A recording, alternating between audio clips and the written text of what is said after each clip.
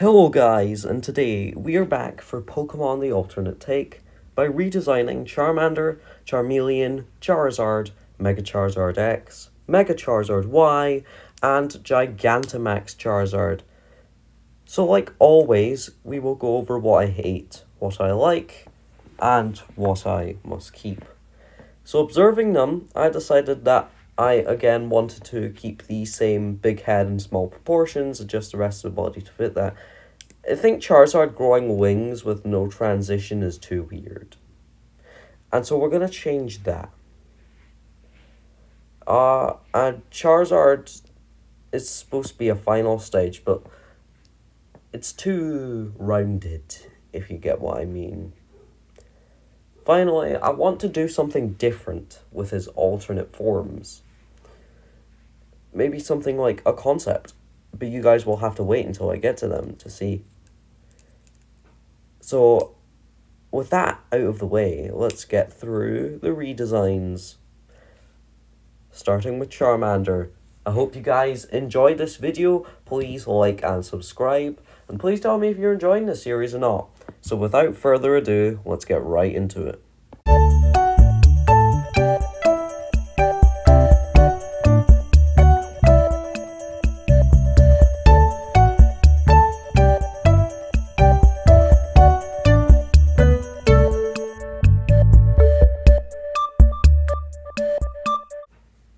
Charmander, the salamander Pokemon, a pure fire type. Charmander's tail has a flame at its tip that will measure its life force and its strength.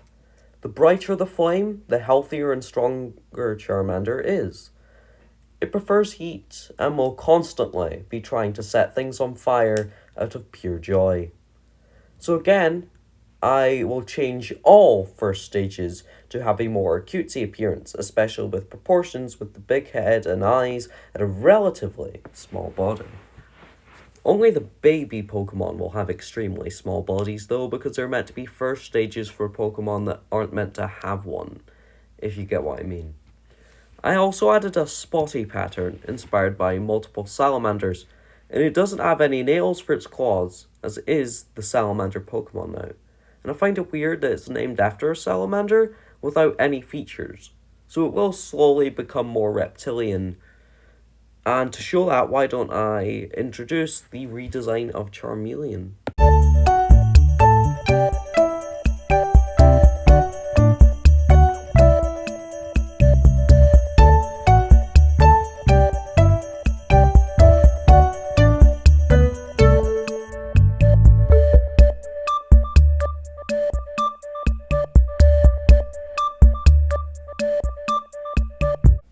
Charmeleon, the flame Pokemon, a pure fire type. When entered in battle, Charmeleon enters a barbaric rage that only ends once it is won. It is very hot-headed and will swing its tail like a club and slash at opponents with its sharp claws. If Charmeleon loses, it will slash at itself as self-punishment for letting a victory slip through its claws. So for Charmeleon here, I think the problem that it and Charizard faces is blandness. It's too plain. And that's alright for some people, as it is quite an overrated Pokemon. Then again, it has the same amount of alternate forms as Meowth, so... but this is my series, where I'm redesigning them to fit my preferences.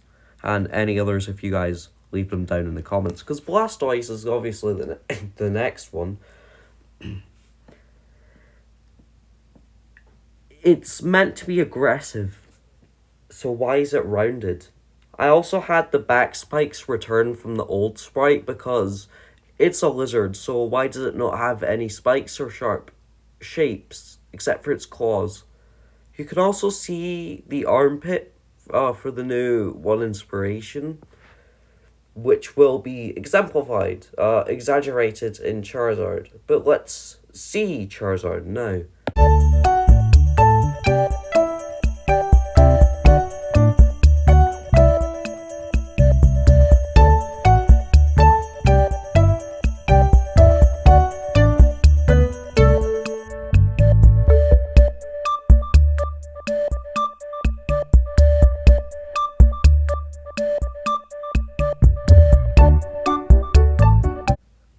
Charizard, the flame Pokemon, a fire and flying type.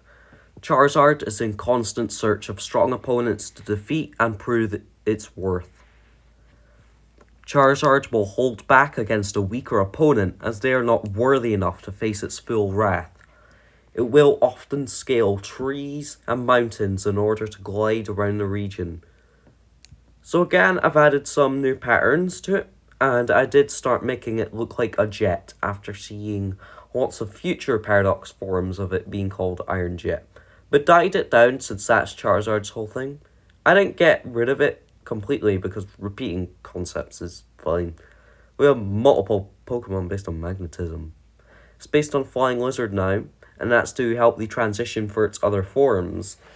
And again, it's sharper. The horns were rounded for some reason, so I made them actual horns now. And now he has, reptilian claws. So why don't we see where that goes for its Mega Evolution? Especially the fan favorite one, Mega Charizard X.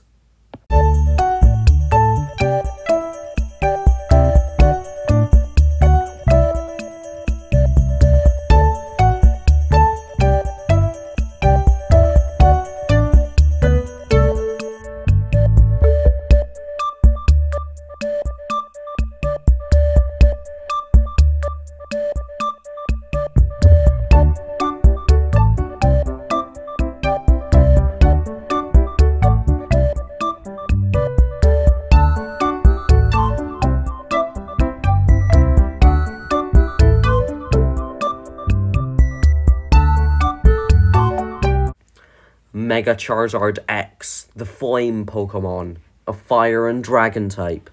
Charizard's flames are so hot that even its breath can inflict some serious damage, and its full power can melt any material. The pure rage and now awakened draconic power has caused its flames to turn blue and its scales to become a hot black. Only strong trainers are able to control a Mega Charizard X.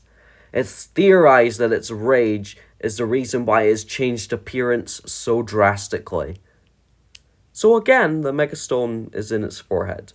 And the concept I mentioned is that the Megas and G-Max forms will be based on different types of dragons.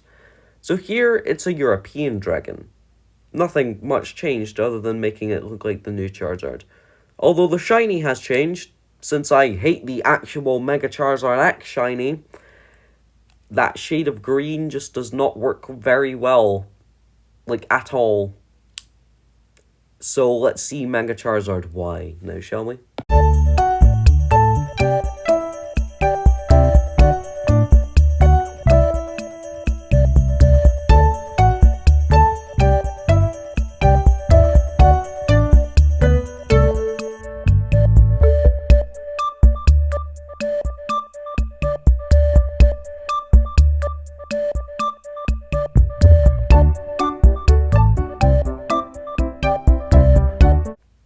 Mega Charizard Y, the Flame Pokemon, a Fire and Fairy type.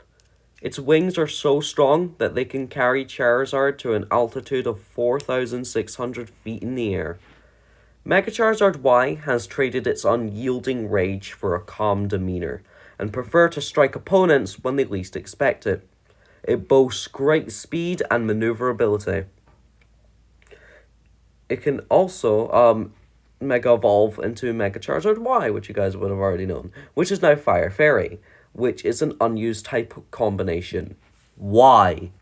Well, the dragon here is the Wyvern, which is, this. The dragon looks like Hook Fang from How to Train Your Dragon, has the same body plan as pterosaurs, which are not dinosaurs, but are probably the closest living things to dragons you'll ever get. So the largest pterosaur is the Quetzalcoatlus, which is named after the Aztec god Quetzalcoatl, which comes from Aztec mythology. And mythology is just the adult version of fairy tales. I wonder where you'll hear that explanation for a fairy type again. Certainly not in the Vonaleo video after the next one, because I definitely wouldn't reuse the exact same explanation. Hey, what's that? Is it a transition onto Gigantamax Charizard?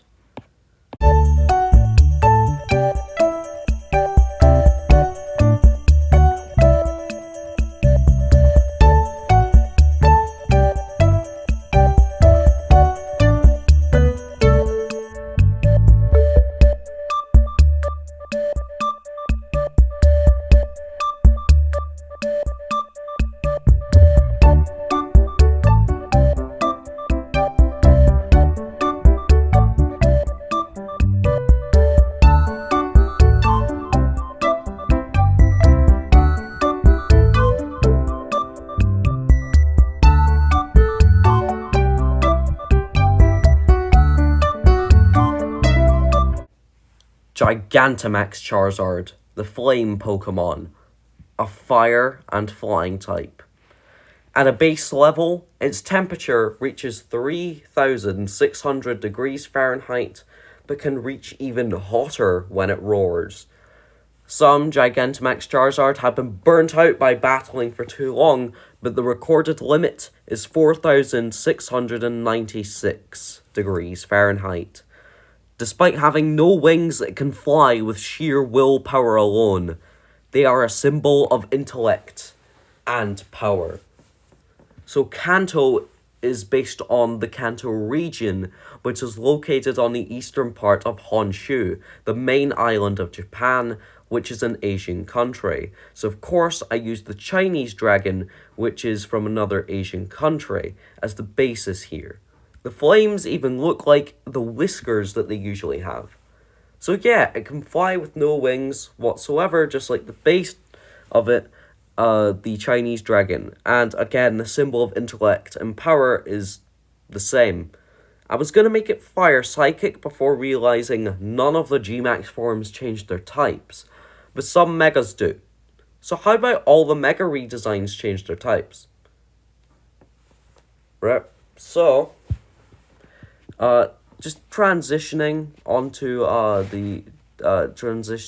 the next part is that's it, guys. This is the end of the video. I hope you guys enjoyed the redesigns, and I hope you guys enjoy next week's video. Please forgive me for videos now if they are late, because I have to write a script and make the sketches and do the digital art. Editing, voiceovers, it's exhausting. So I hope it is enough for you guys. And as I said, I hope you guys really enjoyed these redesigns. The next video that will release in a week today will be the next episode of the Vonaleo region, which will introduce you guys to an evolution for Fido and the regional bug line of Vonaleo, the Greece-based region that I am working on. And then after that will be the Blastoise redesign, and it will keep repeating that until the end of the month, which is the next episode of How to Design a Fakemon, where we will be looking over the dark types.